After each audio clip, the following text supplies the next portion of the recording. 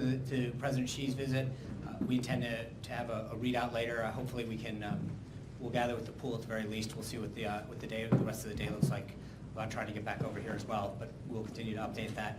I just wanted to provide a little bit of a tick-tock on the President's action. I know there's been a lot of interest in this, and then we can take a few questions on this. But with respect to the action the President took in Syria, and the questions regarding the timeline, let me just kind of walk you through it. On Tuesday at about 10:30 in the morning, the President was informed during the course of his daily presidential briefing about the actions in Syria. He, at that time, asked the team for additional information and updates. The interagency team spent the day developing an initial range of options for the President.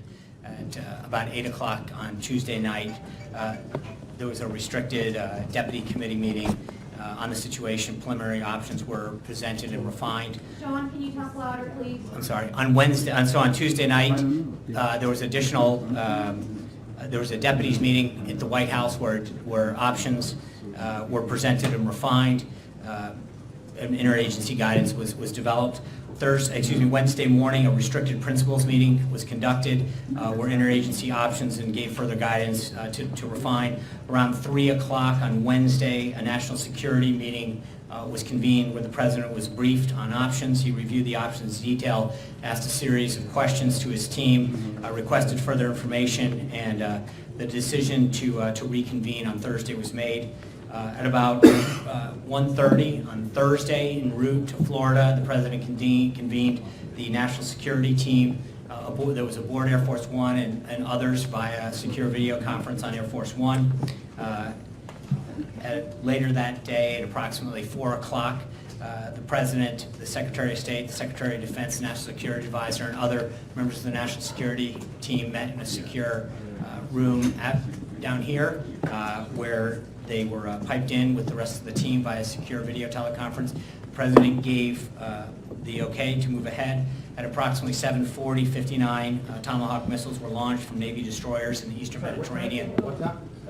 1940 Eastern. From Navy destroyers in the Eastern Mediterranean. All 59 hit their target.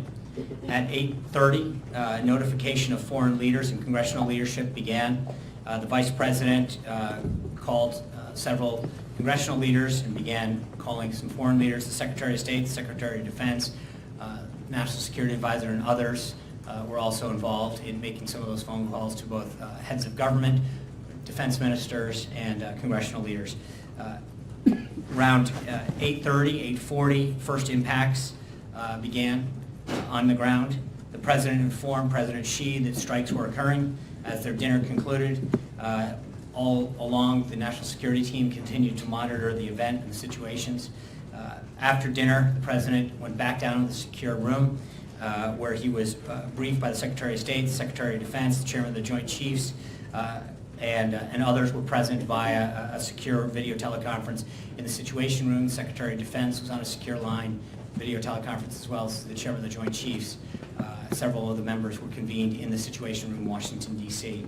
The President was updated on the effectiveness, was informed that battle damage assessment would take a few hours, but that initial results were extremely positive.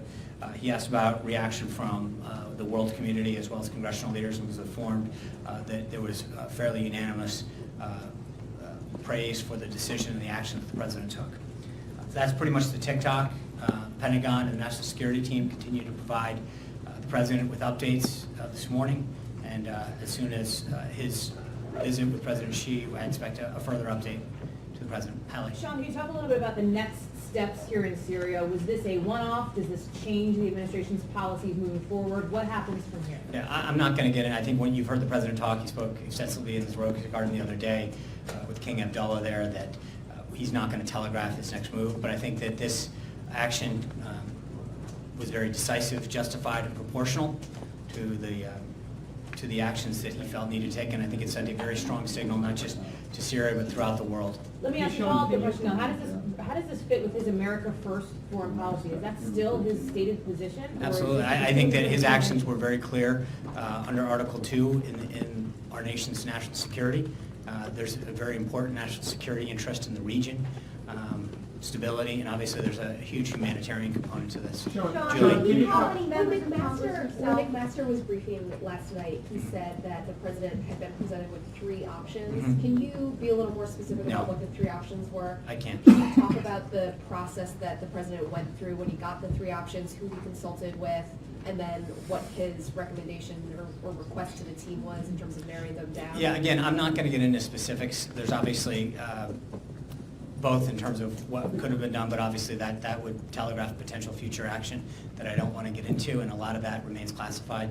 I will say, however, that as I mentioned, both Secretary of Defense Mattis, the Chairman of the Joint Chiefs of Staff, Director McMaster, and the rest of the national security team, the Vice President and others were consulted, and that occurred over, starting at Tuesday at 10:30 when the President was made aware that he continued to ask questions and ask for options.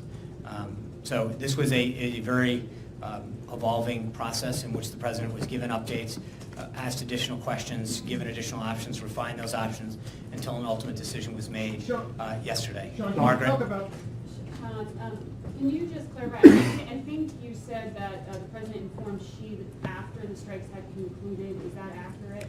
The exact timeline, the President, as you know, yesterday was having dinner. I think after the dinner concluded, I believe that the impact had been made. I'd have to check the exact timeline, but the impact occurred at around 8:30 last night, Eastern Time. The President informed President Xi as dinner concluded, and he was on his way back to his temporary quarters.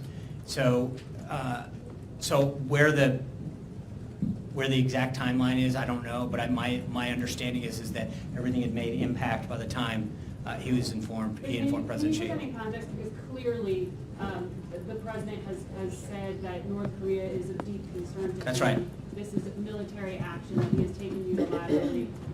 As he explained this to Xi Jinping, was it put in that context? Was there any broader message that, like, look, if you don't help us crack down on North Korea, we are willing to go ahead with similar action? Yeah, I'm going to let, there'll be a readout later today about all of the areas and issues that were discussed, and I think we'll try to get some individuals down to talk about specifics on the topics they were talking. I believe that what the President stated last night was just simply that action had been taken, what he was doing, what had happened, and that he was going to be briefed. I don't think there was any immediate nexus, but I was not present for that conversation. Sean, just to clarify clarifying the follow-up, HR McMaster said last night, I believe, that there were 2 NSC meetings. I believe you described more meetings than that. How many meetings was the President personally involved in throughout this process? 4 that were 4. 4, okay. Well, again, remember, it started with the PBD. I mean, it depends. Then 5, yeah. If you count the initial PBD, that was at 10:30 on Tuesday. Okay, and secondly, I know you say the President says he's not going to outline what he is going to do next. He wants to remain flexible, but members on the Hill say that they want to be brought into the process. So how does that mesh, the President keeping his desire of not announcing things, but folks on the Hill saying, hey, we need to be brought in? Yeah, I would just say, as I mentioned, the key congressional leaders and committee heads and ranking members were all informed of the decision. And I think now that actions have been taken, I believe that they'll be, they've started to have those conversations. Both the Secretary of Defense, Secretary of State, National Security Advisor, the Vice President, the Chief of Staff, others have been in constant contact with congressional leaders. And I understand your desire to understand what's going on, but I think those are conversations that are going to be held fairly privately in terms of preserving any future action. Hey, Jim? There are some reports out there that there are concerns among U.S. officials that the Russians were involved in the chemical weapons attack that occurred in Syria. What's the latest on that? What can you tell us about that?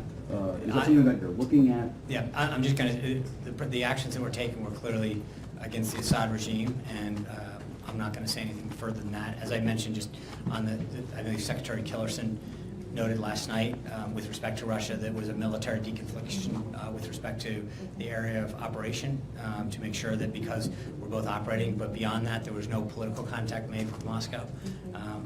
But I think last night sent a very clear signal. Yeah.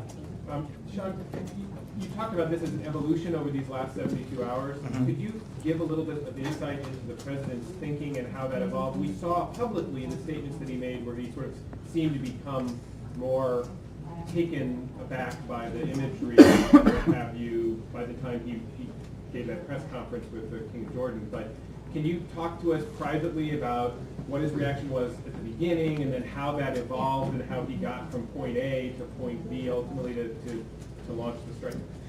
Well, only to say, I mean, number one, I think the president's comments that he made in the Rose Garden with King Abdullah pretty much speak for themselves with respect to the disgust that he had for the imagery that he was seeing and the assessments that his team was providing with respect to the innocent lives, especially the children and babies that have been killed.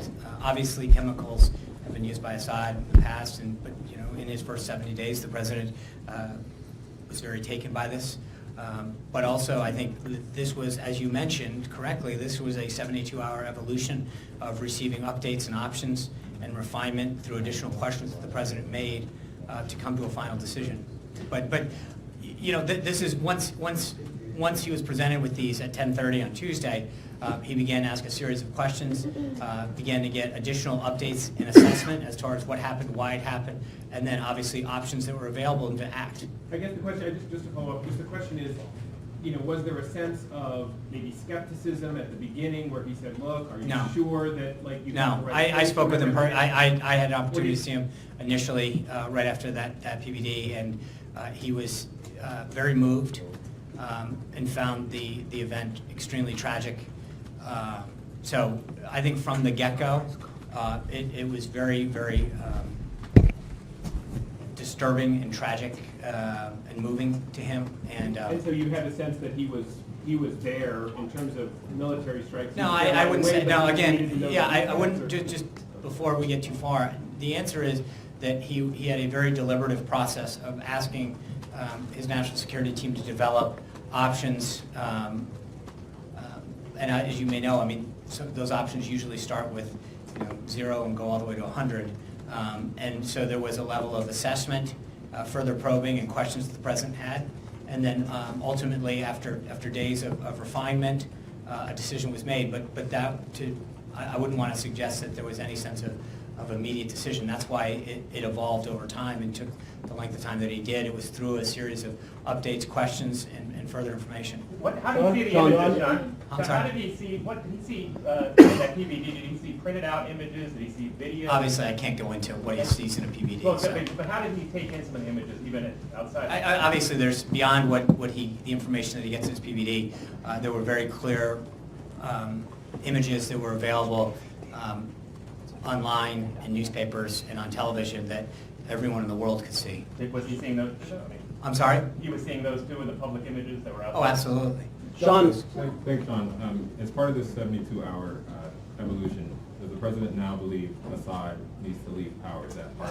I think that the president's actions were very decisive last night. I think are very clear about what he thinks needs to get done. I think first and foremost, the president believes that the Syrian government, the Assad regime, should at the minimum agree to abide by the agreements that they made not to use chemical weapons. I think that should be a minimum standard throughout the world.